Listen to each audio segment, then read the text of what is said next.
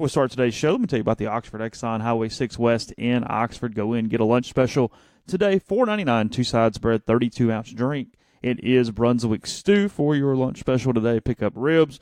Maybe you're leaving the baseball game, you haven't had dinner, time to eat. Stop by the Blue Sky on Highway 6 West. Pick up ribs, wet or dry. Call ahead or ready to go when you get there. And also coming to you from the Clark Ford Studio, 662-257-1900. Highway 25 South there in Amory, Mississippi. You give Corey a call. You get a quote within 15 minutes during business hours. You take the deal. The deal gets even a little better at the end because you're going to mention the podcast. And when you do that, another $500 off with Clark Ford. Now onto the show. From the Clark Ford Studio in Oxford, Mississippi, MBW Digital proudly presents the Oxford Exxon Podcast. I'd say thanks for tuning in, but why am I going to give you a round of applause for something you're supposed to do, to be frank? And now, here are your hosts, Chase Parham. That broadcast school has really paid off. And Neal McCready. I deserve to be on TV.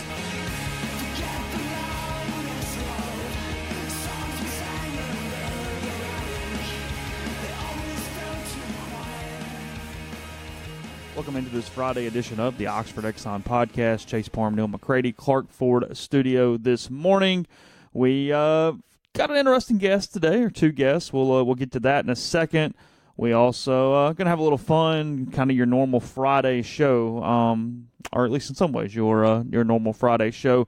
Also, a big weekend on campus in Oxford this weekend as Ole Miss baseball kicks off against Wright State at 4 o'clock today, noon tomorrow, noon on Sunday, and then basketball tomorrow at 2:30 as well. So a little overlap there, barring any rain or weather change. No. What's the weather going to do? I'm going to go ahead and ask now. What's the weather going to do? You tell me what the weather's going to do. I need to know what the weather's going to do. Is the game going to be delayed? Is the game going to start on time? What will they do if it rains in the middle of the game? What will they do tomorrow? I need all these answers right now.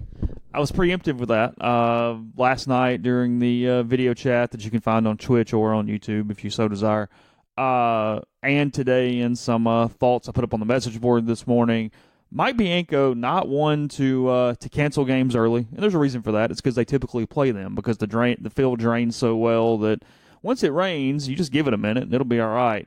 So you're not going to get, this is for any new Ole Miss baseball fans, anyone new to the podcast or the site or anything else, you're not going to get a lot of early warning unless it's time for an arc. That's the only time that you're going to get a lot of early warning. So come, hang out, be merry. It is what it is. And typically they play baseball. I had the stat, I guess last year or year before, during Mike Bianco's tenure, I think only one SEC home game has ever not happened. So they typically play. That's the way this thing works. So I think they'll get 3 games in. Sunday looks pretty rough right now, maybe the roughest of all 3 days. Tomorrow looks pretty good. So if you said there was weather causing chaos, I would think maybe that leads to 2 tomorrow. But as of right now, we're as schedule, and we'll see what happens. So you always, especially when you're the better team, you want to play 2 9-inning games. You don't want to get into that 7-inning crap on a Sunday. You don't want to shorten a game. Yeah, you want it as long as possible. So yeah, that's of course. It's like in basketball. Hey, if we get them to the last 5 minutes, anything can happen. Yeah. So, yeah, you want to play 9 innings, and we'll see where that goes. We're gonna have a little fun. Before we do that, Neal, why don't you introduce our guest today? We'll get to him in a little while, but just talk about what we're talking about today. Well, I talked to Garner and Molly Berry for the better part of 39 minutes and 52 seconds. Yeah, the better part of 40 minutes. They're both Ole Miss grads. I knew Garner a little bit in college, not really. I remember him. I don't think he remembers me. Anyway, their son, Charlie, was diagnosed with Duchenne's muscular dystrophy. Same disorder, illness that Henry Ulrich has that we've written about in the past. And there is a baseball tournament this weekend in Brandon, Mississippi. The Charlie's Angels. I don't have the exact title of the tournament in front of me right now, but we talked about that. We talked about his journey, their family journey, which is, as you and I talked about yesterday briefly, I think it was by text. I really can't imagine. The couple times Garner makes the comment, as you can imagine, and I said, no, I really can't imagine what that's like. I guess as a family, you just roll, but you fight. And Charlie is fortunate to have 2 great parents and a mom who is very clearly a fighter. And anyway, it's one of those deals where it's this show does a lot of stuff. We do a lot of things. As you probably know, I'm known for more self-deprecation than anything else. But this show's done a lot of cool stuff. We do a lot of cool shows, and we talk a lot about football, and we talk a lot about basketball, and we talk a lot about baseball, and we talk a lot about all sorts of stuff. And in the end, none of that stuff really matters. It really doesn't matter. We've also done some really cool things, and it's not us. It's the people who listen to the show. It's the people who subscribe to our site. It's the people. And you hear a lot in society about bad people, and there are certainly bad people, and there are bad things that happen. There are horrible things that happen, but most people are good. And so anyway, you'll hear from them. It's a story that could happen to anybody. The numbers on Duchenne's muscular dystrophy are bigger than you would think. It impacts more people than you would think. And there is he goes to Boston I guess I'll let them tell the story. He goes to Boston every couple months to get treatment.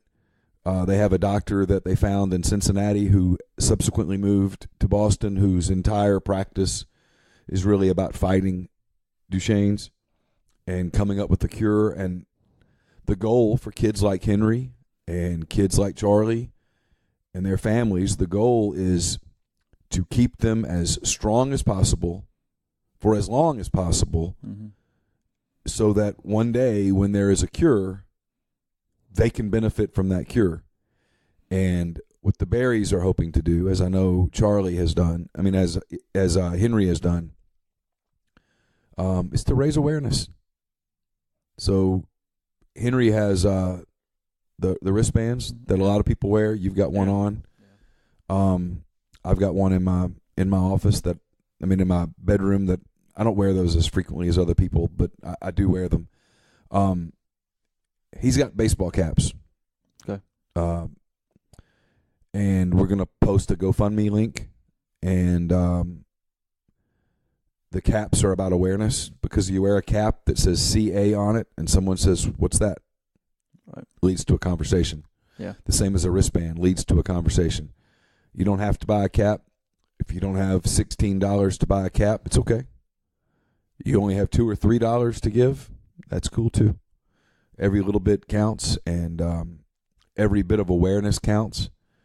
And so anyway, we'll talk to them about that. It's we've had a pretty fun week on the show. It's been a full week on the show. We've had a lot of guests. We've had a lot of content, and I have yet no doubt at all that this will be the show from this week that you'll remember, not the ones where we talked about NCAA tournaments or baseball games or radio host or whatnot. You'll remember this because here's the reality.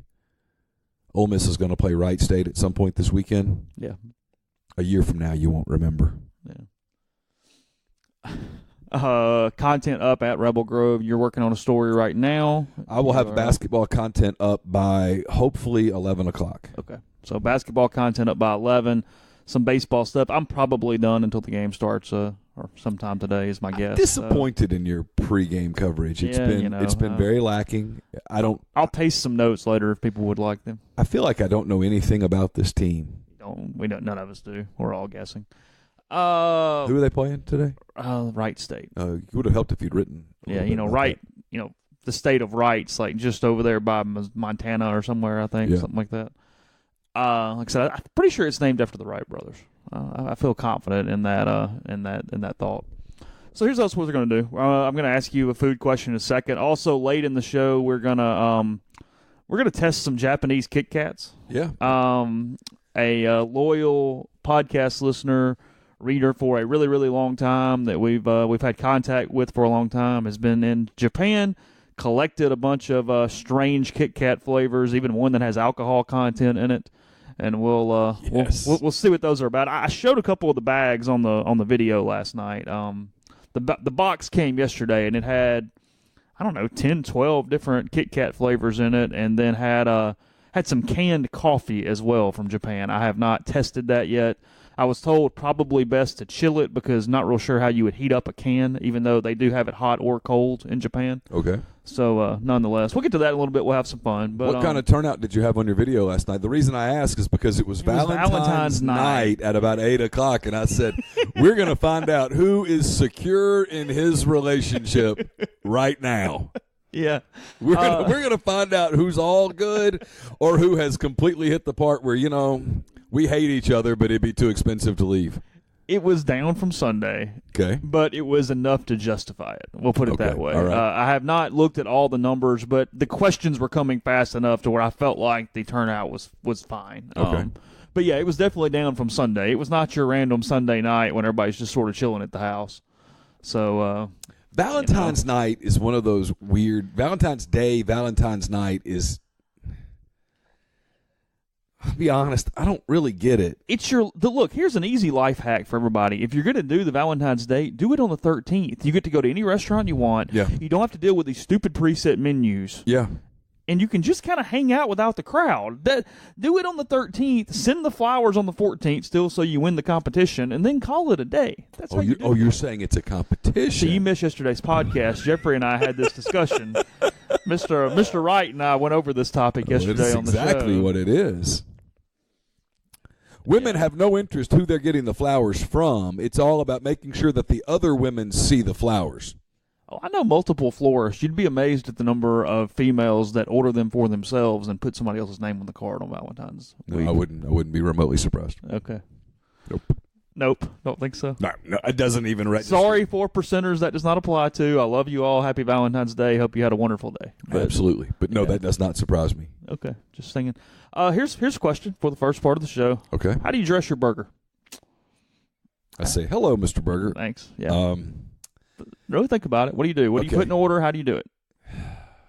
You're going to a burger bar and all the toppings are laid out. You grab a bun, you grab it, go. I've sort of changed over the last few years. Okay. I used to be a ketchup and mustard person. Top or bottom? On the bottom. Okay. And then I would put the burger on. Okay. And then I would put all your dry condiments. I've now changed. Okay. I now like to melt the cheese on the burger and put the burger directly on the bottom bun. Okay. I then like to get some jalapenos. Okay. I like pickles. Don't have to have them. Okay. Okay, let me backtrack. I prefer bacon if bacon's an option. Yeah, all bacon's always preferred if it's an option. On top of the cheese. Directly on top of the cheese. Yes. Okay. Then you put the jalapenos and pickles or pickles. I'm good either way. I'm not picky there. If you offer me one or the other, I'll take the jalapenos. Okay. If you offer me both, I will take the jalapenos and the dill pickle. I like that combination. Okay. I used to be big on lettuce.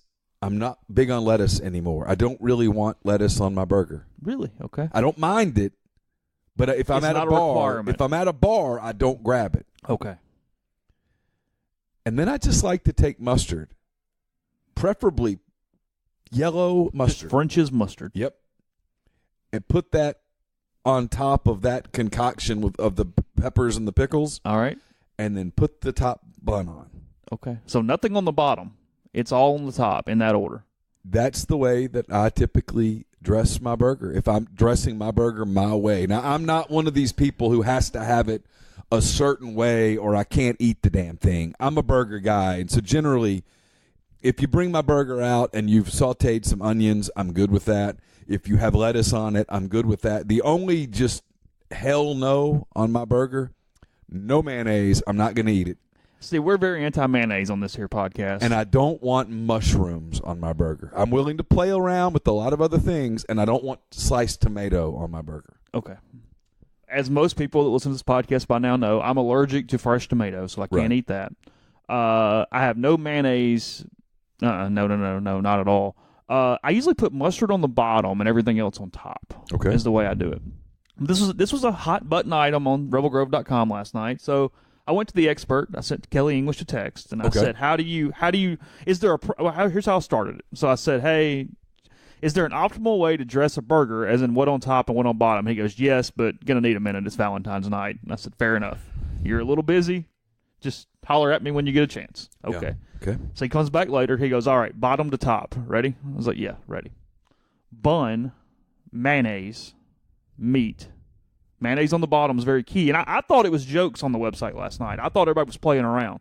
He says, no, mayonnaise on the bottom, then meat, then cheese directly on the meat, then onion, then lettuce, then tomato if you're using it. If you're using it, you got to season it. Don't just put regular salt and tomato pepper. on Sure, it. sure. Then pickles, then mustard, then the bun.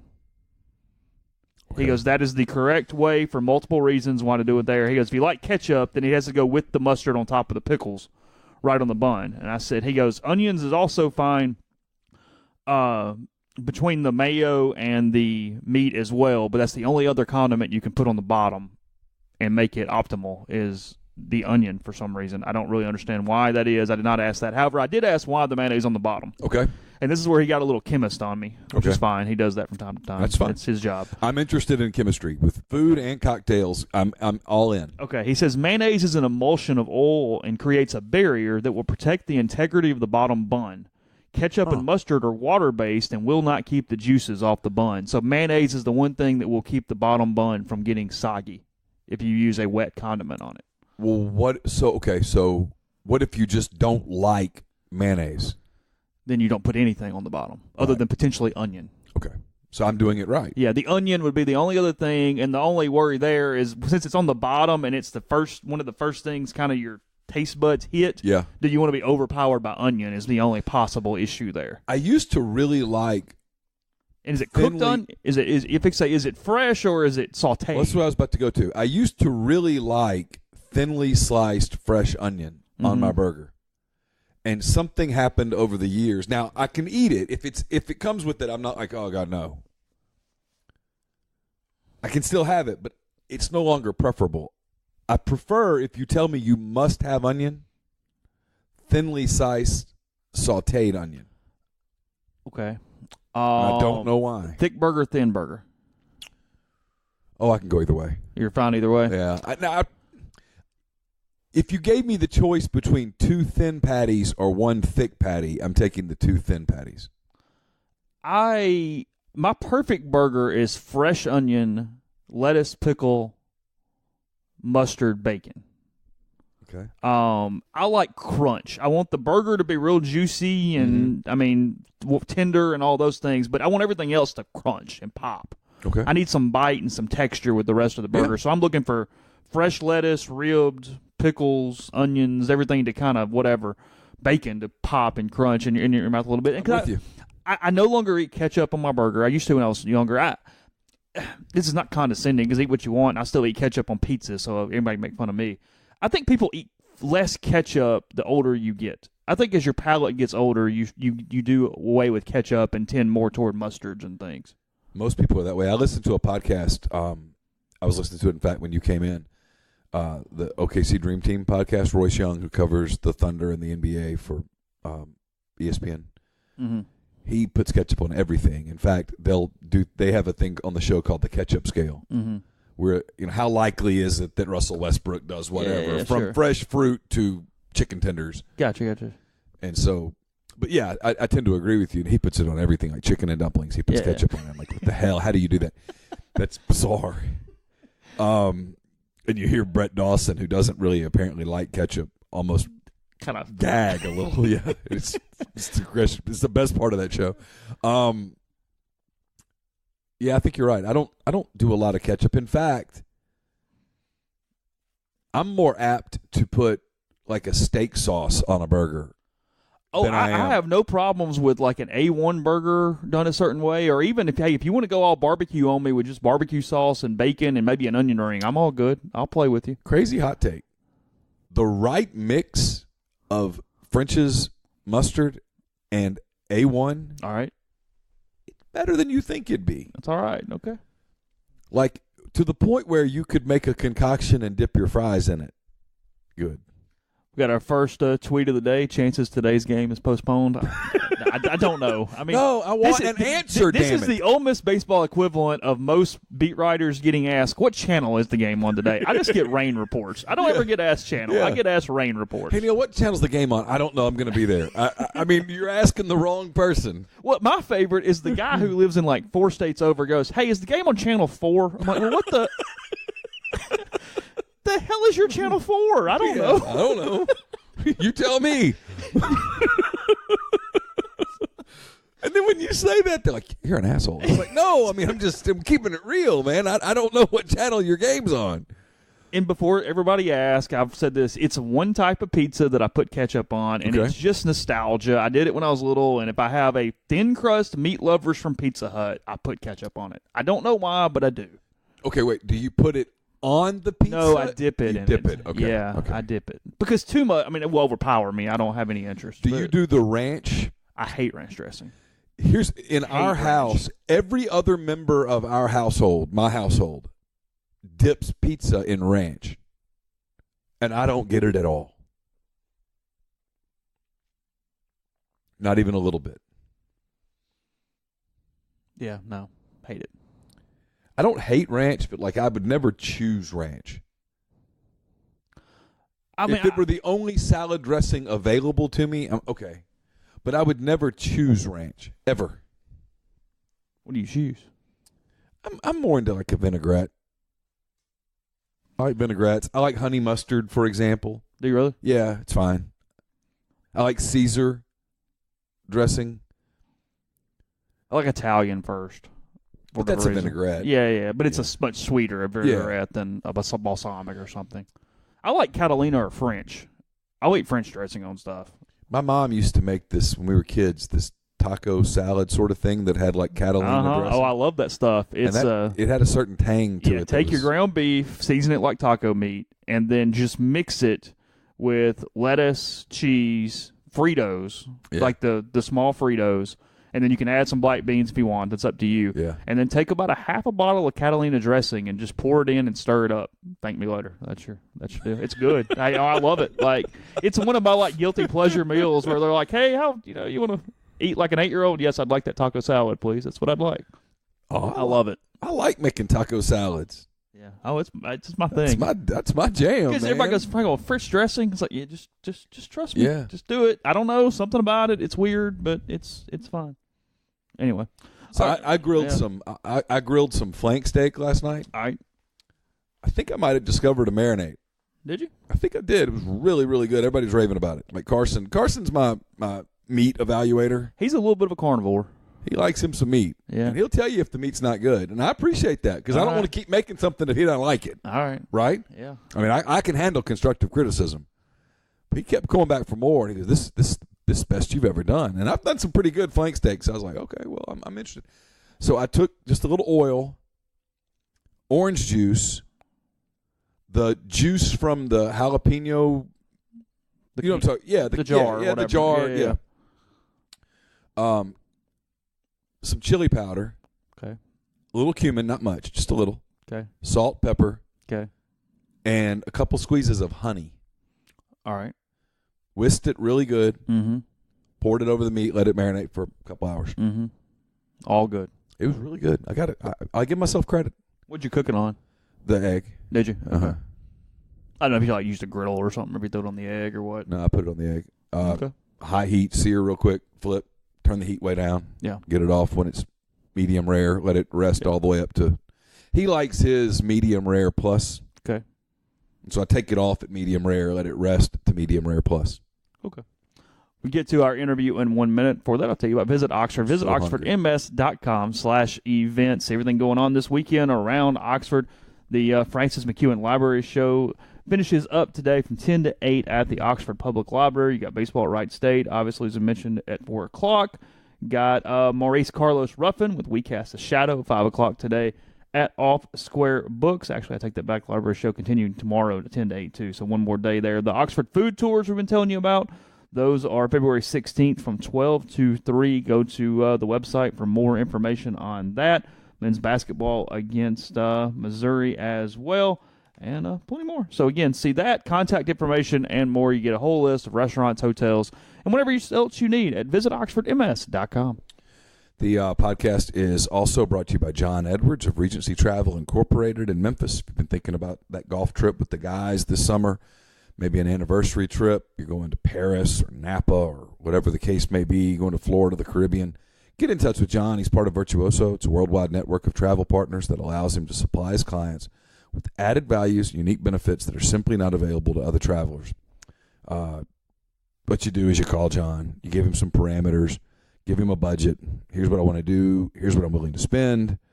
He'll give you options. That's all you have to do. You give him budget. You give him parameters. Don't do anything else. He'll give you options, and he'll find things that you would not find on your own. And you don't have to live in or near Memphis to take advantage of his services. 901-494-3387, or send him an email, jedwards@regencytravel.net. First-time clients will save $50 off their first booked trip just by telling John you heard about Regency Travel on the podcast. It's a podcast that's also brought to you by Grenada Nissan. If you're in the market for a Nissan vehicle, look no further than Grenada Nissan. They've got a complete selection of new and previously owned Nissan vehicles, great lease deals as well. Go in, tell Gene and Sandy that you heard about Grenada Nissan on the podcast or at rebelgrove.com, and you'll get Rebel savings on top of the already fantastic deals at Grenada Nissan. It's GrenadaNissanUSA.com. Also brought to you by Harry Alexander. Harry is an Oxford-based RE/MAX Legacy Realty agent. He's been in Oxford more than 4 decades. No one knows the residential and condo market in Oxford better than Harry. Go to his site, harryalexander.com. Click on the Properties and Neighborhoods tab. Filter through by what you're looking for, and then send him an email, ha@harryalexander.com. And we're brought to you by Oxford University Bank, OUB, locally owned and operated right here in Oxford. When you deposit money at OUB, that money and the vast majority of the bank's profits go right back into the Oxford community. OUB gives you the comfort of home, all the benefits the big mega banks provide, all the technology and products you can want, but all with the personal touch. They also have a commercial checking account that's now paying 1% interest as long as you keep $10,000 in the account. It comes with fully interactive online banking. They can set up any local business to deposit checks from their office and not have to worry with coming to the bank daily to deposit those checks. More than likely, any business owner at another bank is now paying a monthly fee for their account, and they're most assuredly not making 1% on their money. To learn more about OUB, check out Live Oxford, bankoxford.com, or call 662-234-6668. OUB is FDIC insured. Podcast also brought to you by Scripted Jewelry. ScriptedJewelry.com is the website. Just go check it out. You'll find something you are looking for. Again, maybe you made that special someone in your life's Valentine's Day great with Scripted Jewelry. If not, don't worry. Plenty of other occasions coming up, or just maybe just because. Either way, they've got plenty of options to put your special message on that gift, celebrating love, family memories, and getting the best gifts. We've used it everything from Jimmy the Elf to Valentine's Day. So frequently asked questions, sizing guides, and more at Scripted Jewelry. When you check out, save some money. Rebels10, REBELS10 for more information. Now we'll go to the Patterson-Earhart hotline. All right, Molly and Garner, welcome into the show. Really appreciate you guys spending some time. I know it's a big weekend coming up with the baseball tournament down there in Brandon. We've talked about that. We've put it up on the site. But I just really wanted to give you guys a chance and give our listeners a chance to hear your story, to hear Charlie's story. And I know it's a story that starts really in his first year of life. So take it away. Right.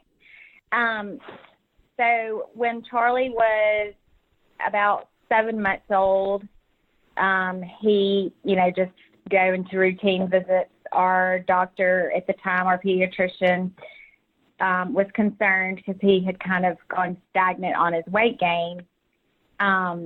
He said, he didn't think it was any big deal, but he was going to send us on to a doctor at UMC just to make sure that everything was okay. So we went to it was a pediatric GI. We went to see him. He felt the same way. He said, I really think that this is just a classic case of silent reflux. And he said, but I am going to do some blood work just to make sure. And so at that point, we still we had no idea that what we were about to get into. So the blood work just kept coming back off, and the doctor would say, okay, well, now I'm going to add this one other test. And so we kind of went back and forth with that for a couple of months. And finally he did the last test, which was his CPK levels. And Charlie's were, I don't know the exact number, but I think like normal is in the, around 200. Yeah, 200 range. And Charlie was like 11,000. So at that point he said, this is neuromuscular. I'm going to have to send you on to a neurologist. So we went to see a neurologist at UMC, and, he explained to us what he thought it was, and, what we kind of were looking at ahead of us, and did the genetic testing. And then, that was kind of that. But the And for you guys, that's kind of a double whammy at that point, because not only are you hearing this about your child, but you're pregnant at the time, right? Yes, right. So that's what I was about to say. Was the crazy thing was the day that we went to talk to him, they took the blood work to end off of the testing. They did the blood, and he put his hand on my shoulder and he said, "Mother, whatever you do, do not get pregnant." Well, I was already pregnant at the time, wow.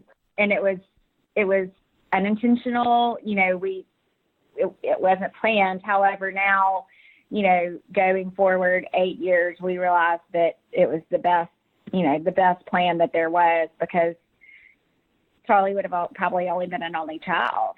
So, I have a 10-month-old, and I'm pregnant, and I just found out that my child has Duchenne muscular dystrophy that only shows up in boys. A couple weeks later, I find out I'm having a boy.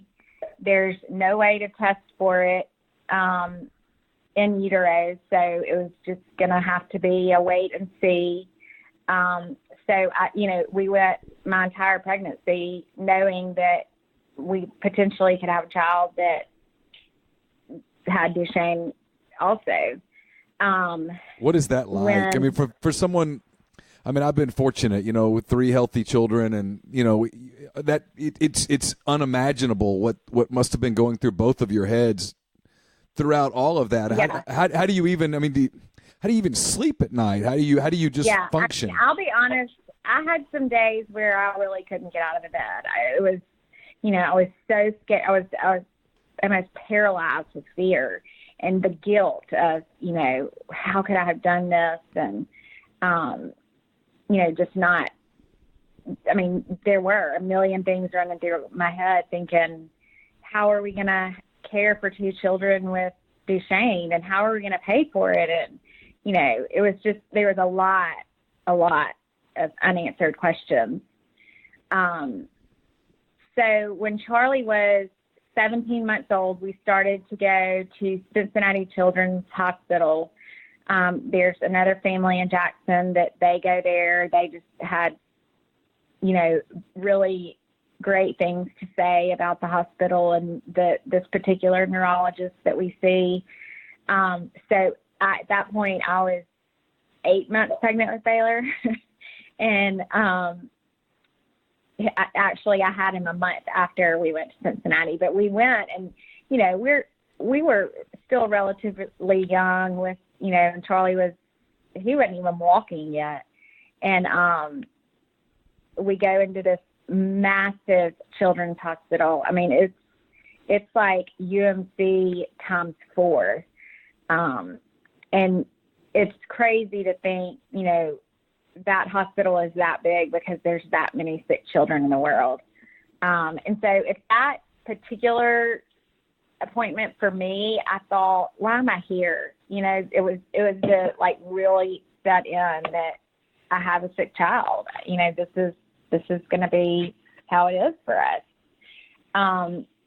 So we just started with her. With our neurologist. She's amazing. She just believes in tackling it before it becomes an issue. So he started steroids by 3. He's been wearing their AFO braces on his feet at night since he's 2. We do home stretching program that we've done pretty much his whole life. He's already had a cardiac MRI. He'll have another one this summer. We do, just tons and tons and tons of tests to keep him, where he is. And right now he's in a really good spot. He's stable. So that's kind of what we want to happen. Because, there's so many things in the works for a cure or another treatment. Charlie is taking a treatment right now. And he's the only child in Mississippi that is on the drug. He gets an infusion once a week at our house. We have a home health nurse. She comes to our house. We just had our 80th one, and we're still accessing a vein every time he gets an IV. So every Monday, you can imagine a 9-year-old at his house gets an IV and sits there for 2 hours and is infused with this medication. I actually can't imagine that. I mean, how does he handle just something like that? I mean, that's something that, for an adult, that would be a really difficult thing. I mean, he's a little boy. I mean, how I think you're about to say he doesn't know any different. Great. He does great. Like, he puts this game face on, and even when we go, to our visit. So our doctor moved this past summer from Cincinnati to Boston. This is Dr. Wong, is that correct? Dr. Brenda Wong? Dr. Wong. Okay. Mm-hmm. Brenda Wong. And so of course we followed her. But when we go, the visits, sometimes they're 3 days worth of testing and, meeting with the neurologist, the pulmonologist, the cardiologist, the PT.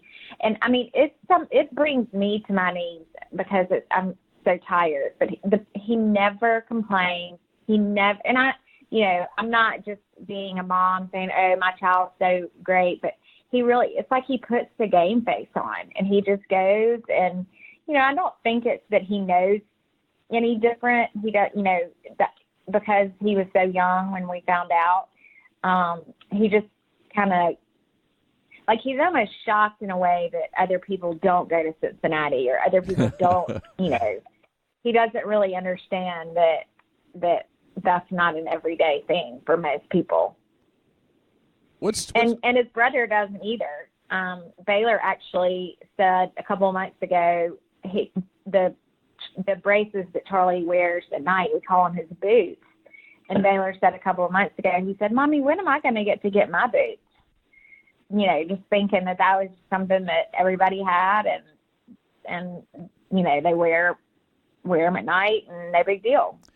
You guys, not just you, both of you, you had to really fight to get, the fight to get Charlie the medical care that he got, right? I mean, some of the insurance companies didn't want to cover this. I mean, when you... Well, so the drug that we're on currently, one of the drugs we do get overseas, which we, pay out of pocket for, just because it's basically very similar to prednisone, but the kind that we're on has lower side effects, less weight gain, less agitation. So we just started out in the beginning putting him on that one. So we do have to get it, but it's still, it's not ridiculously expensive, for what it has done. But so the drug that he's currently on, it was the first FDA-approved drug for Duchenne muscular dystrophy. However, insurance still considers it an experimental drug, so they will not cover it. I cannot tell you that. I mean, I had people that were advocates that all they do is help people try to get on this drug. I mean, I became friends with this girl through the process. I became friends with a girl that works for the drug company. Sarepta is who manufactures the drug, and she helped me a lot. Because they wanted people to take their drugs. They wanted to be able to show that it works. But we had to, finally, what happened was we had to have a Mississippi doctor to write the prescription for us. And that doctor, she had never met us. She did not know us. She had never met my child. She went to the director of Medicaid over in Mississippi and asked if they would pay for Charlie to be on this drug. And they did. He's the only child that receives it in Mississippi, but it's, astronomical, the weekly charges for it. Before we go a little further, let's backtrack a little and just tell me about Charlie. Both of you. Obviously, this is what has defined him in some degree with people like us that hear about him. Otherwise, we wouldn't be probably talking about a little boy right here on the podcast. But there's obviously a lot more to him than his condition. Right. What's he like as a little boy? Tell us about him. Well, he's always been a very easy child. I say he would have slept through the night, the first night we brought him home, if we would have let him. He's just always kind of been our easy, happy-go-lucky child. But he just has this presence to him that he just... Easy like Sunday morning. Even if you didn't know, he's polite. He's just an easy, happy. He just makes you smile and makes you just, for me as a mother, makes me want to be a better person. He's your typical 9-year-old. He definitely has those moments where I'm like, ugh, just please, why are you acting like this? But for the most part, I say this over and over and over again, but he's taught me more about myself and being a better human being in the 9 years that he's been with us than, I would probably ever learn otherwise. He loves baseball. He loves Disney World. He loves to live life. He just likes to go and do and be surrounded with his friends, and it's just he just loves life. And that's and like I said, he puts on this game face, and very rarely do I hear him complain. If I say we have infusion today, it's just kind of an okay, not a no, I don't want to do that, or he's not a complainer. He's not, he's definitely not how I would act if the roles had been reversed and it had been me. Yeah, it's one of those things that you would never wish like something on a child or any human for that matter, but particularly on a child. It's not like you would wish that on somebody, but clearly, I guess, and if somebody had to shoulder it, God knew what he was doing. I mean, he just rolls with it. I mean, it's just he doesn't complain, he doesn't ask questions, he doesn't. Matter of fact, I can't recall that he's ever asked, "Hey, why do I have to go, to the doctor all the time, or why do I have to do stretches, or why do I have to wear boots, and et cetera, et cetera. Why do I have to get picked and prodded all the time?" I mean, he just doesn't change anything. I don't know if it's just inherently he knows and he accepts it as his lot in life or what it is. But it's humbling, and I'm sure there will be a day that comes that he asks, why can I not play baseball, or why can I not do this, or why is it difficult for me to walk up the stairs? And I mean that when that day comes, we'll figure it out. But for the meantime, he's just Charlie. He just rolls with it. I know with his condition, he can't be involved in contact sports. Obviously, he got to play baseball. Tell me about that. I mean, How did that work? How did the other kids sort of relate to him and that kind of thing? I know that he got to play on a team, and it was a lot of fun. We let him play t-ball when they were younger. It was just, kids, it's chaos. They're running the wrong way.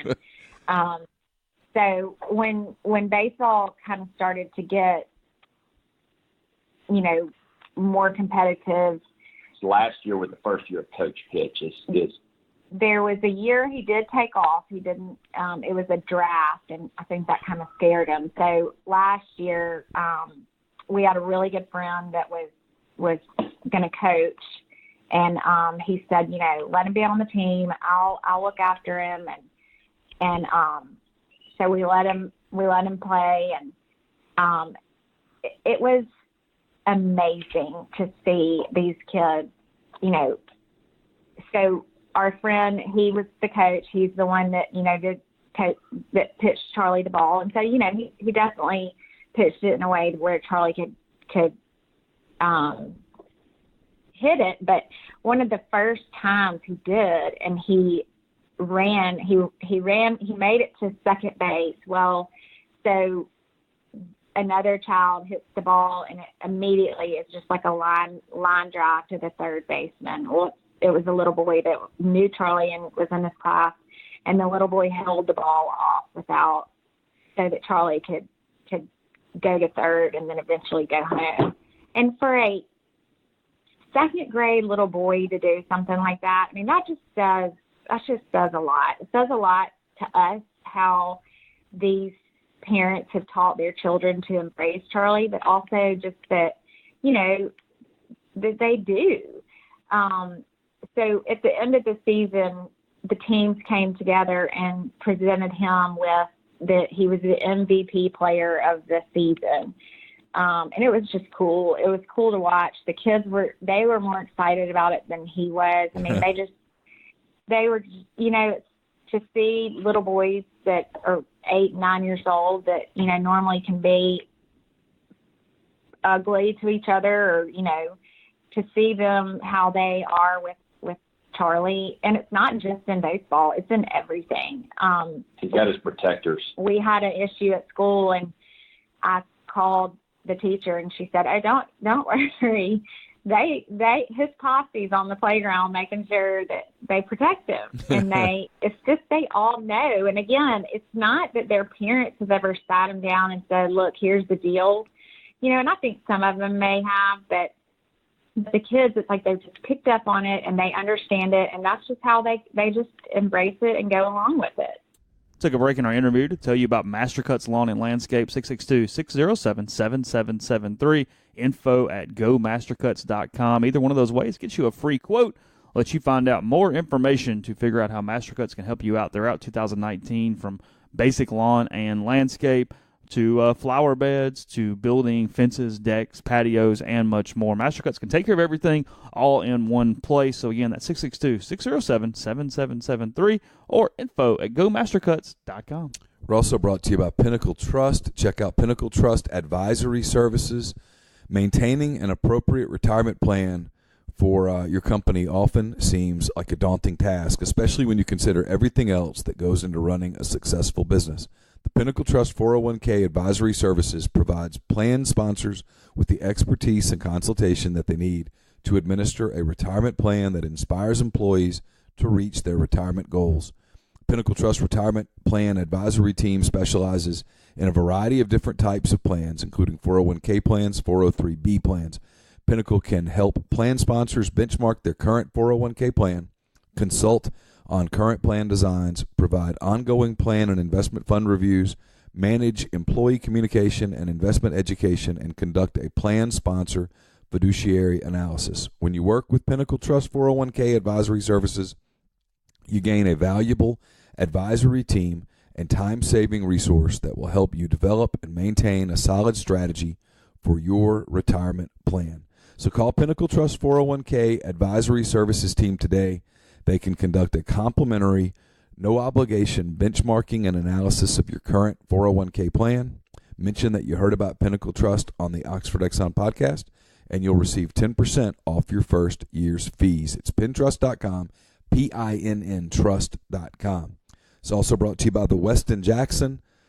Gather at Estelle Wine Bar and Bistro, sip on a craft cocktail, or enjoy their curated wine list. It's open for breakfast, lunch, dinner, and Sunday brunch. Chef Caden's mission is to connect guests with the community through local partnerships. So if you're in the Jackson area, gather at Estelle tonight. If you're going to be passing through Jackson or stopping in Jackson for work or pleasure, it's a great place to stay. It's a perfect hotel. Chase and I've stayed there several times. You will love it. Very convenient. It's got the Soul Spa as well. So it's the Westin Jackson. We're proud to have them as one of our partners here on the Oxford Exxon Podcast. Podcast also brought to you by G&M Pharmacy, 662-236-2222. Transfer your medications. They take care of everything. All you have to do is give them a call and let them know. Also, they offer plenty of different options, including MedSync, delivery to your home or workplace, and much more. Also been telling you about the compound creams that they now offer for nausea and vomiting, erectile dysfunction, skin conditions, and much more. Just give them a call. See all the different ways they can help you out and set up that delivery so you don't even have to go by if you do not want to. Again, that's 662-236-2222 right there on South Lamar Boulevard. Now back to the podcast. One time, for the longest time, not related to sports, but he wouldn't, and this has nothing to do with muscular dystrophy. Just for whatever reason, he would never learn to tie his shoes. And we kept saying, look, dude, you got to learn to tie your shoes. You're gonna, and I'd be like, if you don't learn to tie your shoes, you're gonna get third and fourth grade. You're gonna get made fun of, whatever. Well, come to find out, he wasn't tying his shoes because he had all the little girls in his class that were tying for him, like they were fighting over tying his shoes. Attaboy. I was like, well, yeah, I immediately I was like, okay, I get it. But and that's how people and the kids and the parents are with him. Yet one of the other things about baseball season last year that comes to mind, like a lot of little baseball leagues, and regardless of whether it's here in Jackson or Oxford or wherever the case may be, there's a lot of kids from the same school that are on there. But then every now and then you'll have a couple of kids that don't go to school with them or they don't know. Well, there was this one little boy that was on his team, and I remember it from his family didn't know us from Adam's house cat, and the very first game, I don't know if somebody told them or if they just picked up on it or if they just heard everybody screaming for Charlie. And let me tell you what, you talk about being the biggest fans of his, and we're just sweet and loving towards him and towards us. It's impressive, and it's quite amazing. I don't know. There's so much crap that we see in our society that doesn't make sense, but yet you see things like that, and it just gives you a little hope that maybe we can survive all together. I know there's a tournament this weekend. We've talked about it in Brandon at Shiloh Fields. Kids 7 to 12 are going to be participating in it. The Charlie's Angels batting away tournament. What are his thoughts about the tournament? Are you guys? Is it going to be something you guys get to participate in, or what's kind of the plans for the weekend? Yeah, I mean, he won't get to play. He doesn't play on a tournament team. He was the ball boy last year for his friend's tournament team, which was so fun. Yeah. I never experienced that. And you would have thought we had the all-star athlete. I was screaming more for the kids than the parents whose kids were playing, but it's just I wanted them to win, and those boys. That's another thing. They wanted to win so bad for Charlie because they wanted him to have a ring. And it was just awesome. But he just likes to go and watch. We go and watch his friends play on their tournament teams, and so he'll just probably do his deal, and you'll see him strutting around, and he just checking it out. And I think that's probably just the plan is to to have them out there just so people can meet them and just, get to know them. So I know one of the things you talked to me about, Molly, was wanting to raise awareness about, because obviously there's more children than just Charlie that have Duchenne's, right. and I'm sure that many of them probably don't have some of the financial ability that you guys have, and obviously there's the hope, right, is that some of the science and the research and the progress that's being made is going to be able to come up with a cure, obviously, for it, and that Charlie and kids like Charlie can take these drugs to stay strong enough to benefit from that cure down the road. Is that right? Right. When Charlie was diagnosed and he told me that my son could have Duchenne muscular dystrophy, I had no idea what that was. And for the longest time, I still didn't really, because, they told us to stay off the internet. I still didn't really know, in your head, when you think about muscular dystrophy, you think about, Jerry's Kids, the telethon and all of that. Well, that's just muscular dystrophy as a whole is so many different diseases. Lou Gehrig's, whatever you call it.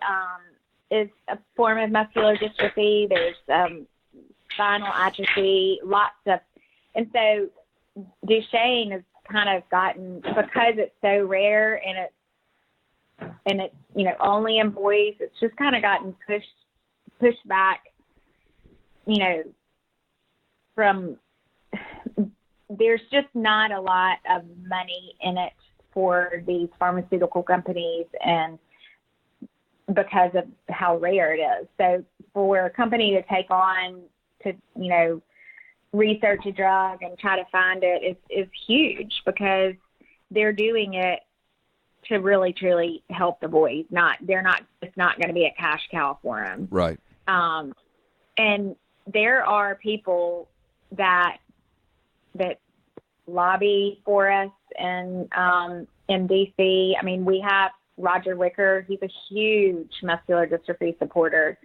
Always has been. It's not something new either. It's just he took on that cause years ago, somehow or another. I think it's one of his staff told me one time that their best understanding, or maybe it was his daughter, I can't remember, but someone, some family came to him and needed some help. I don't know if it was financing or I don't know what it was, and it just was something that struck him. I was actually in D.C. for work a few years ago, doing some lobbying on Mississippi legislators, and so we had an appointment at Roger's office, and I was with some other people. And he didn't know I was coming. Even if he would have known I was coming, I don't think he would have known, who my son was or anything like that. But immediately when you walk into his office, there was this big glass plaque on the wall. It's the very first thing that you see. You open the door and you see it hanging on the wall of his office or of the reception area, and it was from the Muscular Dystrophy Association for all the work and the research he's done over the years. So. It's nice to know that you have people. But to us, bringing awareness it's just important that it's recognized. That it's recognized as far as people in the medical. I mean, there are tons of people in the medical field that they don't even know what it is. And so we just have kind of, I don't want to say taken it upon ourselves, because, in the beginning, I wouldn't even talk about it without being upset. And it's just over time, it's kind of, become something that I like to talk about, just because I think people need to know that there are these rare diseases that these children and these families are battling, and, your only hope is that maybe a cure is going to come down, the pipeline at some point. And, that's a lot. That's a hard pill to swallow, to think that's totally out of your hands. But we try to do all of the things that Dr. Wong tells us to do, and any of her people for that matter, to, keep them, because we're ready for that day that cure comes. We're going. I don't care where we're going, but we're going. It's all about living to fight another day. I mean, specifically, one of the things that's really big for them is staying mobile and being able to have mobility and walk, because I won't get far off into the weeds on the science of it, but the disease, it's really weird. It's a genetic mutation, and it's some people know that your genetics tell your body, that's your instructions, and it tells your body what to do and what it's supposed to do. Well, you always hear it in sports and things that when you go and you work out, whether it's running or lifting weights or whatever, your muscles break down, and then they get bigger and build themselves up because they repair themselves. Well, there's actually a protein that's in your that your genes tell your body to make. It's called dystrophin, and that's the characteristic of Duchenne, and is it produces little to no. The body produces little to no dystrophin protein. So what ends up happening, anything he does, whether it's something as extreme as lifting weights, like a lot of kids would, or something as simple as walking up the stairs or running too much, when his muscles start to break down, they don't have that protein's not being made, or not being made enough to help his muscles repair. And so that's when, over the years, it's a degenerative condition, and that's where the problems happen. And so, one of the things that's really big for him, and I know Molly hit on it earlier, talking about the steroid that we take, weight gain. Quite frankly, I want the smallest little Smurf kid in the world, if that's what it means. Because the smaller they are, the shorter they are, the less they weigh. It's just they're not carrying that weight around, and carrying that weight around is what it takes a toll on your muscles. And so, because of that, we watch his diet, we do his stretches, we all of these things that go with it. Because if that's the case, and we can keep him moving for as long as we can, will there ever be a cure? I don't know. But like Molly said, by God, if there is, we sure as hell plan on being around to benefit from it if we can.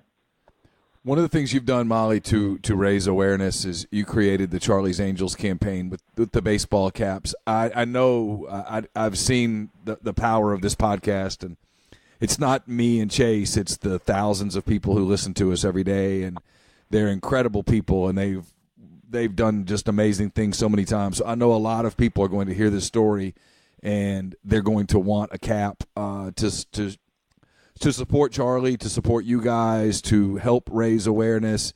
Because I know there's going to be a lot of people that are listening to this that are hearing about Duchenne's for the very first time. Right. How can they get a hat? What can they do? There's a lot of people that are going to say, what can I do to help? What one little thing can I do to help? What's the answer to that? Well, yeah, the hat, that's definitely it. It's a good hat. Yeah, it is a great hat. It's actually red and blue as well, because Charlie loves Ole Miss, but also because he loves the Cubs.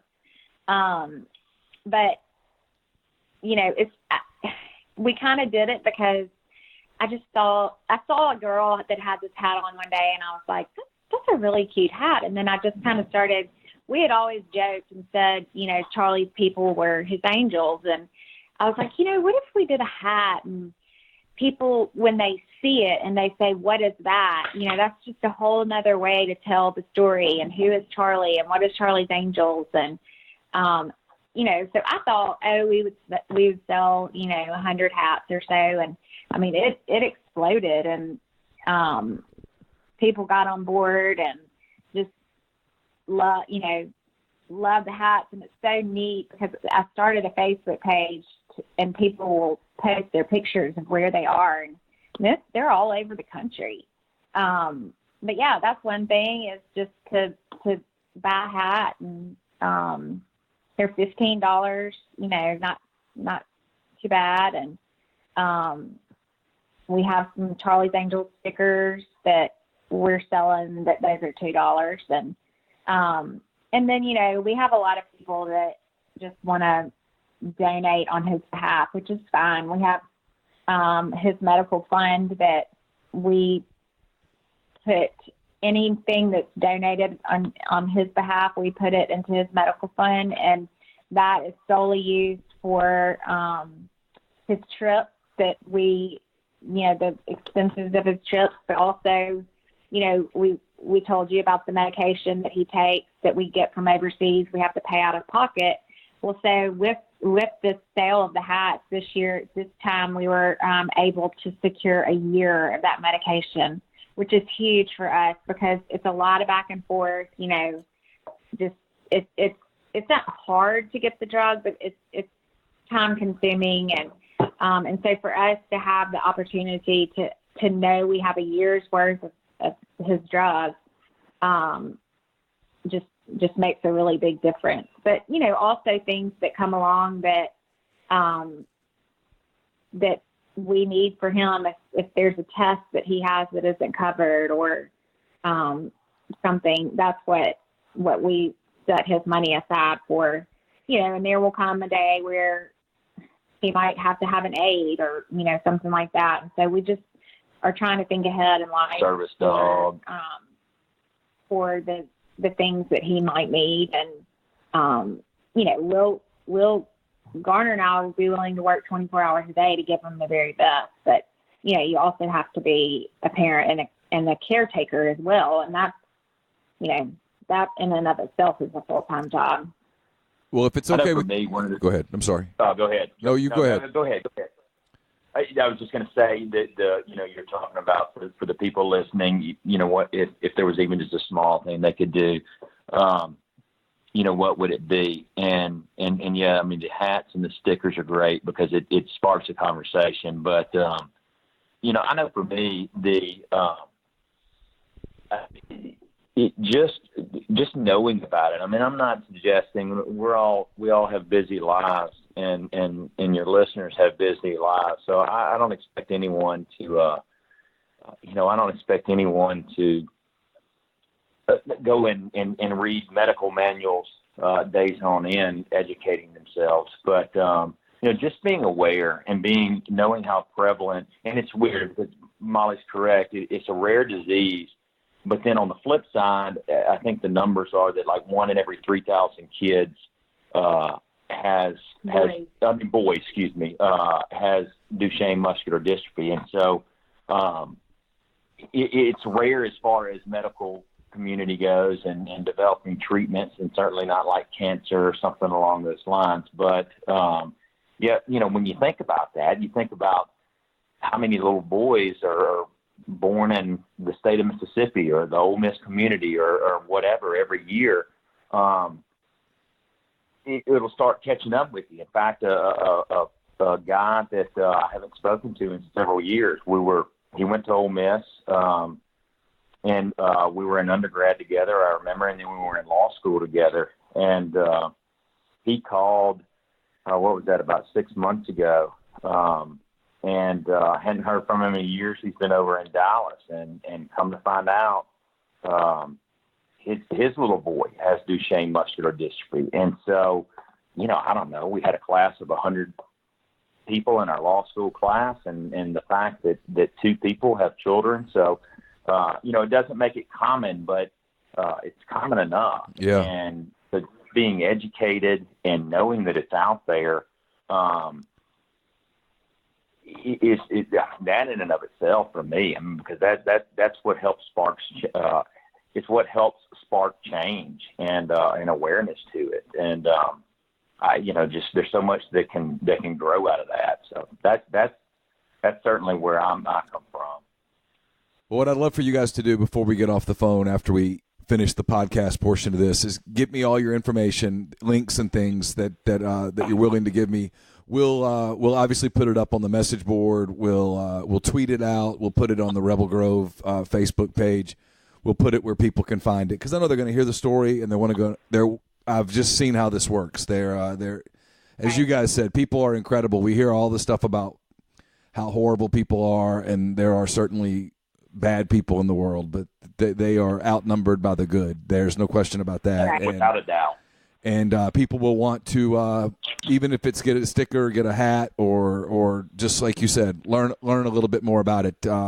We want to provide that avenue for them to do that. I know this is a big weekend for you guys with the tournament. Please tell Charlie that we said hello. We're cheering for him, and we, as a fellow Cub fan, I can relate to the colors, and we'll keep up with him, and I admire his courage and your courage, and it's an amazing story, and I really appreciate you guys taking the time and just kind of, I guess for lack of a better word, kind of the bravery to come on and tell his story and share it with us. And I certainly hope that, and pretty confident this will result in a lot of people reaching out to you guys. So you'll probably see the power of the Oxford Exxon Podcast community. Yeah, that's awesome. Well, thanks again. Have a great weekend, and we'll be keeping up with you. Okay. Yeah, thank you. Thank you. Thanks to Molly and Garner for giving us the time for that yesterday. Hope you guys enjoyed it, and good luck, obviously, with the fundraiser and with any awareness for that dreadful disease. The podcast brought to you in part by Community Mortgage, Oxford, Memphis, Soto County, and Chattanooga. Underwriting and processing is done in Memphis. You're getting local underwriting that understands your market, a leader in condo financing in Oxford, and the float down option will allows you to lock in the current rate, but if rates go down before you close, you get the lower rate. 662-234-2704 or JLOW, that's JLOWE at communitymtg.com. Guest, join us on the Patterson and Earhart hotline. Patterson and Earhart, attorneys at law, specialize in personal injury law and real estate law, but theirs is a general practice that can handle any of your legal needs. When you contact Patterson and Earhart, you speak to one of the partners in the firm, and that too will handle your case, not some paralegal at a faceless corporate firm. If Patterson and Earhart can't help you, they'll refer you to someone who can. John Calvin Patterson and Wes Earhart are Ole Miss guys. They're local guys, and when you call them, you're going to get one of them on the phone within the same day, guaranteed. So whether you've been injured in a car wreck or have other legal issues, give them a call at 662-526-1992 or check out their website, pelaws.com. Your initial consultation is free. We're also brought to you by Dead Soxy. Go to deadsoxy.com. At checkout, enter promo code Rebel Grove. You'll get 30% off all orders. It's a fantastic product. I've been wearing it for almost the better part of a year now. It's about the only dress. It is the only dress sock I wear. And spring is right around the corner. Might not quite feel it right now, but trust me, it is. I've consulted the local weatherman, Chase Parham. He said that spring will arrive. And when it does, if you're like me and you like to wear loafers, but you really hate going sockless, they've got the perfect solution for you. Fashionable, cool, great fabric, feel great, shoeless socks that you can wear when you're wearing your shorts, you're going out to the ball game. You don't want to wear socks. You don't want to get that goofy-looking tan line that goes halfway up your leg. And you don't want to be the 80-year-old man with the black sock and your tennis shoes, but you just can't stand the way your feet feel with no sock. Check out Dead Soxy. They've got a great selection of shoeless, fashionable socks. They're made of bamboo. They stay cool. They'll stay in place, and you'll love them. DeadSoxy.com. Enter code Rebel Grove at checkout to save 30% on all orders. Podcast also brought to you by Blow Dry Bar, Oxford, 662-638-3310, 1801 Jackson Avenue there in Oxford, 10 to 6, Tuesday to Friday, Saturdays 10 to 3, voted Oxford's best new business in 2018. You give them a call, pick a service, get a discount too. Mention rebelgrove.com and they will help you out. Buy a gift card, for that special someone. Maybe you missed Valentine's Day and you went, hey, I better make it up to that person. Blow Dry Bar can help you with that. So give them a call. Maybe you're coming into town this weekend. It's a little something for everybody. They have tons of different options, including the very, very popular Blowout. So, again, that is there on Jackson Avenue. That is 662-638-3310.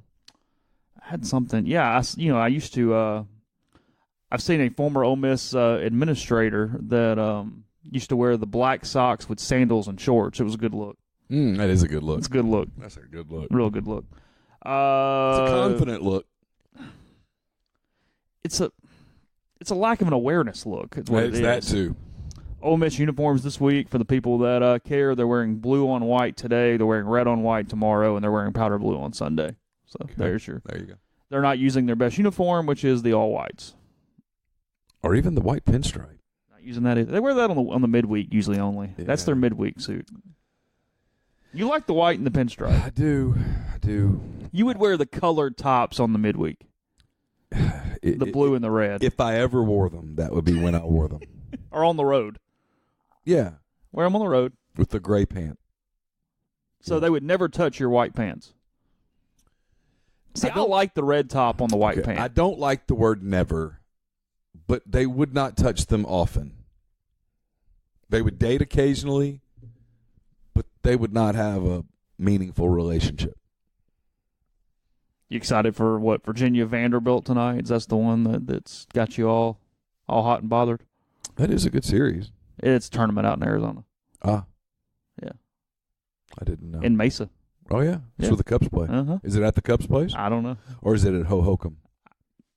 I don't know. I bet it's at Hohokam where the Cubs used to train. I can't remember who trains there now. I'll look it up for you. Go ahead. I've been to Hohokam. I haven't been to the Cubs' new place. I need to go. Really? Carson and I are talking about our summer boys trip. To show you the impact that the Bears season had on Carson, he did mention, what if we didn't go this summer and we went to a football game? What if we went to see the Bears? Okay. And I'm like, well, the problem with seeing the Bears is gets into your work schedule I've a little got bit. Ole Miss football, and then there's a weekend that Ole Miss is off. What's the bye week? Yeah, but we're going to go to Fayetteville to see Campbell that weekend. Okay. So you don't have a lot of options. I don't have a lot of football. You can't skip a game. Yeah, I mean, I can. It'll be all right. Yeah, I mean, we've skipped. I mean, I can go. Is my point. We can cover. We've single covered numerous games, but you understand my point. I don't like skipping Ole Miss football games. I don't think it's the greatest look for a job that already has a lot of flexibility. A national website said Mesa. This says Salt River Fields at Talking Stick. Okay, I don't know. That's a new one to me. Yeah, it's let's. You ever been out there?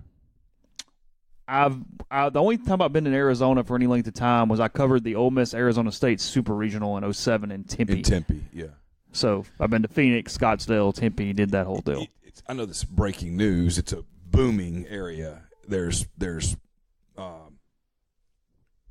a Goodyear, and there's all these places out there. It's just sprawling. And it's flat because it's obviously desert, and Peoria and all that. It's kind of cool. But if you're a big baseball fan, and I've never done this, but if you were a really big baseball fan and you had the time to go out there for about 10 days and you planned it out right, you could see a whole lot of major league You could do teams. baseball and golf and have a heck of a week and a half out there. You really could. You could go golf during the day, yeah, and then go to a baseball game at night because there's Tempe and there's Scottsdale and there's everybody's right there around each other. Peoria and Mesa, and I mean they're all just all there, and it's cool. There's lots of golf, yeah, and lots of baseball.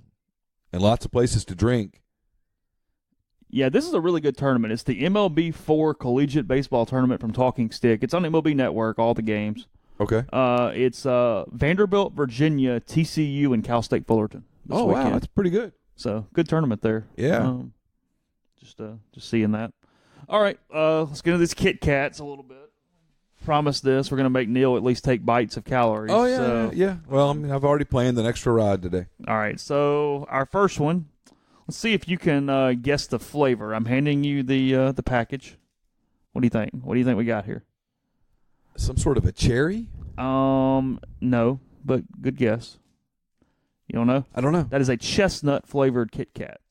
Chestnut. Well, that's interesting. Let's open it up. The wafer is some sort of vanilla or white chocolate. Appears to be a white chocolate. All right, we broke it in half.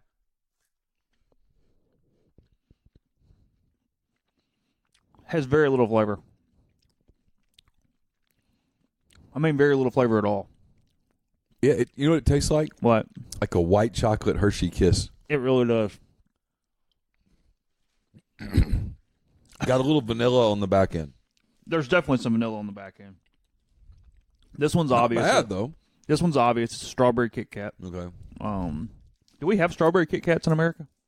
I don't think so. Do we just have the normal and maybe like one more?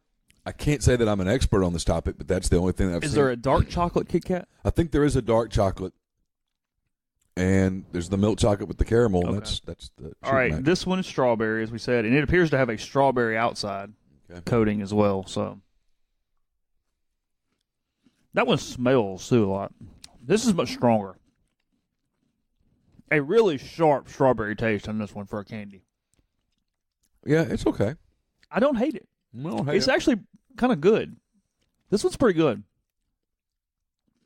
Yeah. I'm helping you guys out because you can order a lot of these on Amazon and don't have to get them straight from someone in Japan, so you can figure this more out. exotic when you get it from Japan. That's not terrible. This is sake. Okay. This is the one that has alcohol content. All right. So hopefully we can finish this podcast after we eat this half a Kit Kat. I need to get some hoodoo chicory liqueur, and we can just mix it with it. We could, yeah. All right. Sake, it is another white outside. They really like the white outsides on these. We have not run into a milk chocolate outside yet. It smells. I can't decide what it smells like.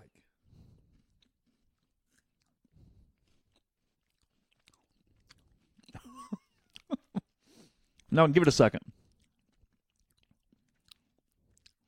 As soon as you bite into it, you get nothing. It tastes like cardboard, and then all of a sudden, there's this back half kind of. What is that? I mean, I guess it's sake, but I don't know. It's Yeah, but if you'd given me, if you'd given me a blind bite and said I'll give you 2,000 guesses, that's the way I should have done this: is make you bite them and then tell you the flavor. I would not. Well, we can do that going forward. I would not have guessed sake. No way in the world. If you'd given me 2,000 guesses, I don't think I would have guessed sake. I wouldn't have had a guess, though. I don't know what this is. Like, it almost tastes like fingernail polish remover. Like, it has that smell to it. Yeah. Kind of Yeah. acetone. Mm-hmm. Not good. Not good. No. Not a fan. Yeah, I'm not a fan of that at all. That's bad. Yeah, that's not good at all. As good as the strawberry was, this was bad. It does kind of have that smell of fingernail polish remover. Yeah. All right. We'll do the next one. We'll let him blind taste test it. All right. I obviously know what it is because It's kind of orange looking. Is it kind of orange looking? The lighting in here is not great. Yeah.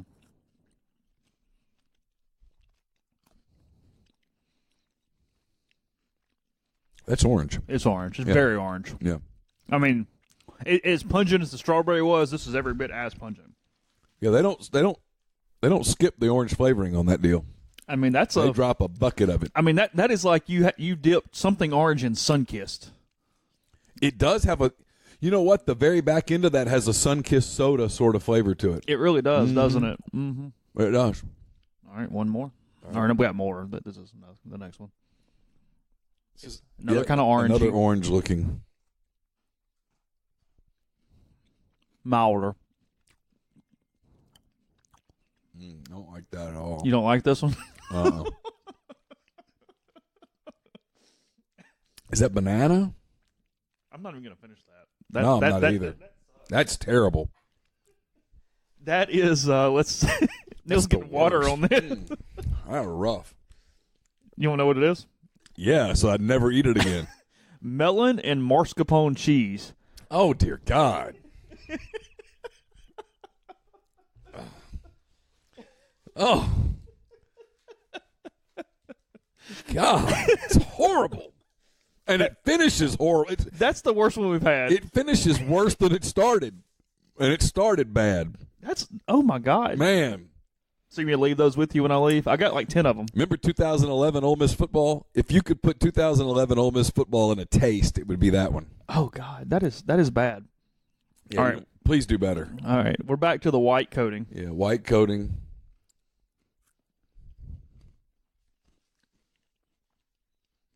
You should get this one. It tastes like it is what it tastes like. My taste buds have been scarred by that previous. It's good. Cap. This is good. It's like a whipped cream. Close, but if I told you what it was, you'd go, yeah, that's what it is. It's peach. Yeah, it's fine. Yeah, it's all right. I like it a little more than you like it, I think. But Well, I have a proclivity against peaches. After I thought it was bananas. Yeah, but I picked peaches all those years, and so I will avoid peach. Well, you really? Mm-hmm. It brings back bad memories. All right. A little PTSD for you there. Is this green? I opened the package. It's Kind of that light. I don't even want to say what it reminds me of.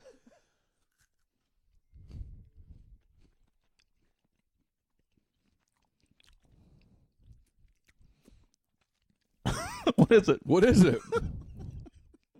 It's like nothing. I expected that to be sharper. It tastes like, you know what it tastes like to me? What? Like icing. Cake icing. Yeah, this should have been sharper for what it was. What was it? Oh, no. The very end. You didn't get eat the other part. The very, very end, I got the flavor of what it is. Give it another chance.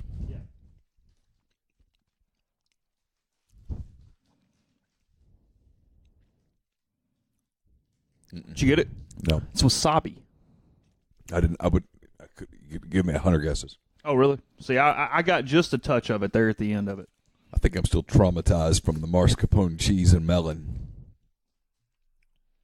All right, moving on. I'm surely, God, we only got like 3 or 4 more because I'm kind of getting done with it. But Yeah. well, we'll continue. We're soldiering on for everyone. I'm having sugar. It's got little flecks of red. It does. So I'm preparing for some sort of berry.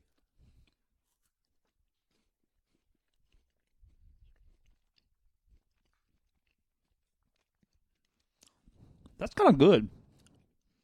Yeah, it's got more of a chocolate taste to it. I like that. What is that? That's espresso. Is that espresso? It's I think it's some sort of cherry coffee. Is what Okay, it is. yeah, it's got coffee flavor. That's all right. Pretty sure that's cherry coffee. Okay, I'm good with that one. You like that? That one. It's got a really good aftertaste. That tastes like it. It does. It tastes like a coffee ice cream. Yeah, that's that. I have no problem with that one. This came from a Halloween variety bag. All right. How I've can almost got to get the coffee. It tastes out of my mouth a little bit. Like that How was can strong. the people who make something as bad as melon mascarpone make something as good as Who that? sits around the factory and goes, I tell you what, guys, melon and mascarpone cheese, we're going to throw that into a Kit Kat. Well, it's like watching Chopped, where sometimes they'll throw these ingredients at you. You're like, oh, if I were up there, I'd be like, screw you, I'm out.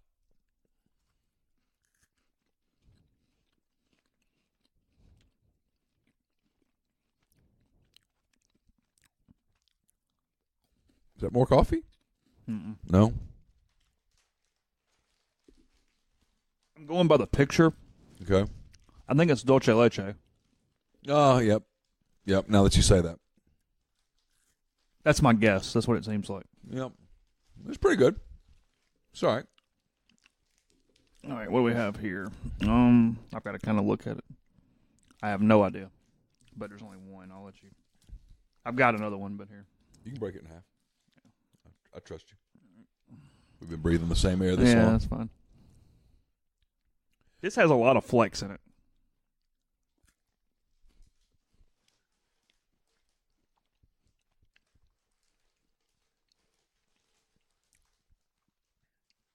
Got a little dark chocolate taste to it.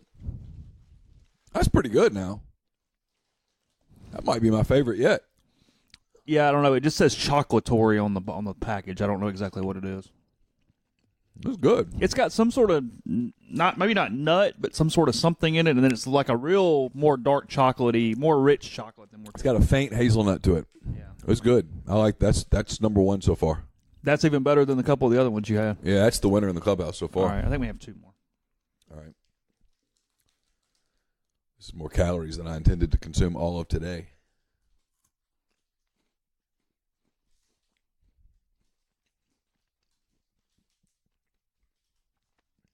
What you got? I don't know what the hell that is. You like it? It's not bad. It's totally different than American Kit Kats. Oh, none of them have been like an American Kit Kat. What the hell was that? You really don't know?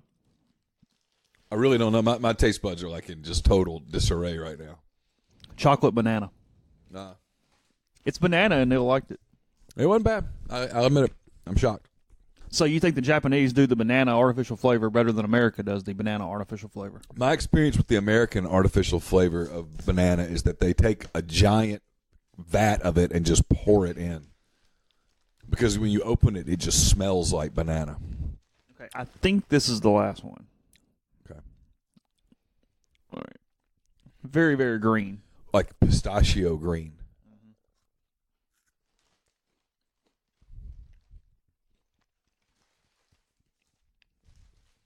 You think anybody's even listening to us anymore? Has everybody gone away? I think they've probably gone away, but that's okay. That's right. What do you think? Not bad. Is it pistachio? No. It's green tea. Oh. Didn't expect that one coming, did you? No. I don't want to eat more candy for like a month. Yeah. Like that was it wasn't a ton, like actually a ton of candy, but all the different flavors together and all the crap, like that was a lot of stuff. Yeah. Okay, if you're gonna actually look into getting some, the chocolatory was very good. Yeah, it was real good.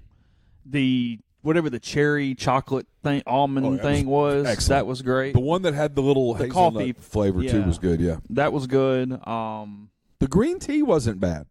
No, the only one that was horrific was the mascarpone. That was awful. Someone should be fired. That was the only one that was really bad. The fresh fruit flavors, if you like those fruits, you'll probably like them. The strawberry, the orange, the peach. They all sort of have And I would rank them in that order. Strawberry, orange, peach. Yes.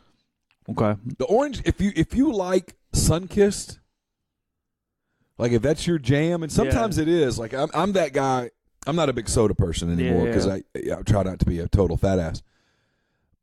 But if it's summertime and I'm got a long drive, sometimes I will treat myself on a drive with a Sunkissed. And I feel like I'm like having some exotic drink. There wasn't much taste at all to the wasabi, the dulce de leche or the cheesecake or whatever that was. It wasn't bad. It was fine. Yeah. The sake was not good. No. The sake was the next worst to the mascarpone. It was awful. The melon, sorry. Yeah. So, yeah. Appreciate it. It's fun. I've got tons more, so might be handing them out for Halloween next year. Look, here's a... yeah. Yeah, kid, you want to be a jackass? Here's some mascarpone. Yeah. Have at it, bud. Here's some sake Kit Kat, you little punk. No, I've got my box for you. Yeah. You draw from this one. Yeah.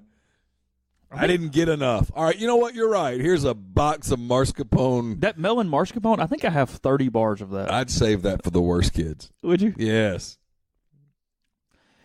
All that combined is leaving a hell of an aftertaste.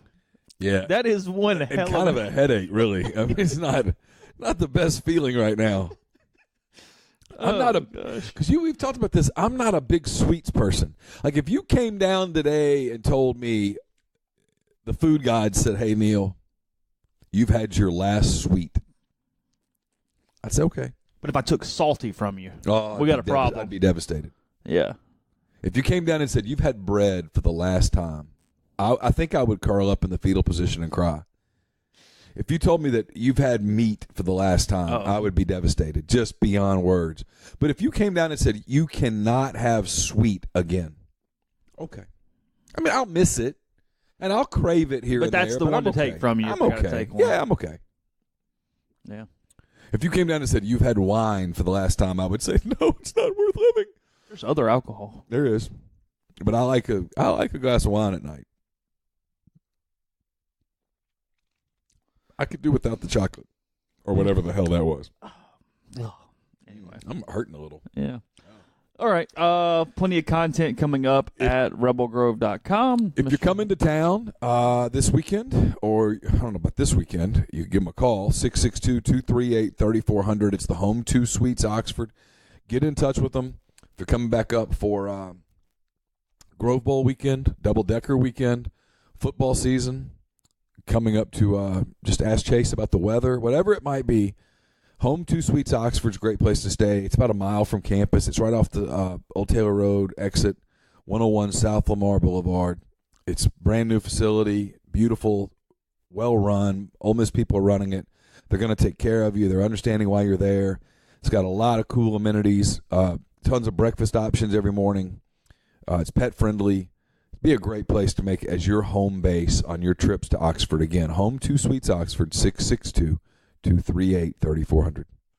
So we'll have obviously baseball coverage, basketball coverage, any recruiting that pops as well. And also, I don't remember if Neal mentioned it earlier because I was probably doing something else while he was doing some business. But congratulations to the Ole Miss women's team. I mean, a team that, frankly, nobody thought they were going to win an SEC game, I'll be honest. They had everybody transfer out. She was left with a horrific situation, as bad as you can get with the program. And they've won 3 SEC games now. It's pretty commendable, I will say. I normally, full disclosure, I'm incredibly skeptical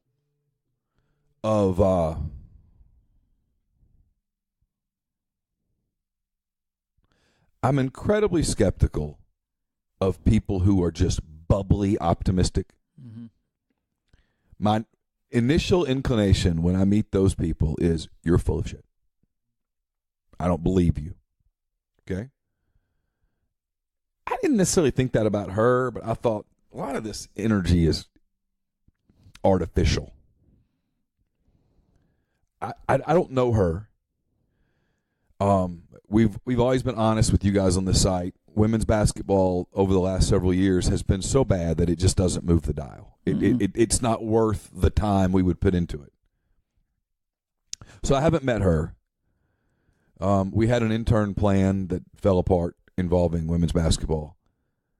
But the more I hear about her and the more I watch what they've done, the more I'm kind of starting to think two things. One, the energy is not artificial. That's real. Mm-hmm.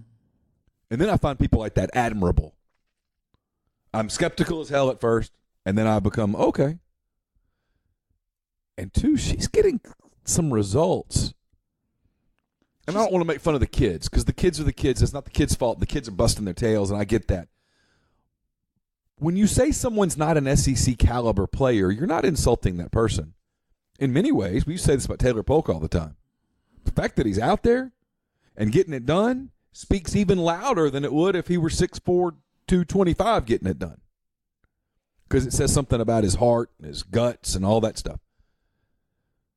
So she's getting a lot out of some kids who are just busting their tails, but may not have been blessed with the athleticism that you would prefer to have your athletes blessed with. Is that fair? Yeah, sure.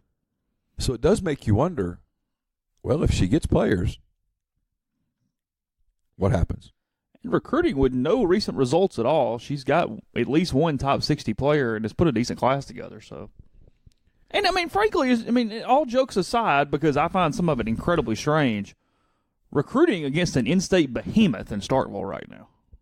Oh, they've got a monster going. So they lost for the first time. Did they lose last night? Who knows? Yeah, Missouri got them last night. I saw where some of the fans left early. Did they really? Yeah, apparently.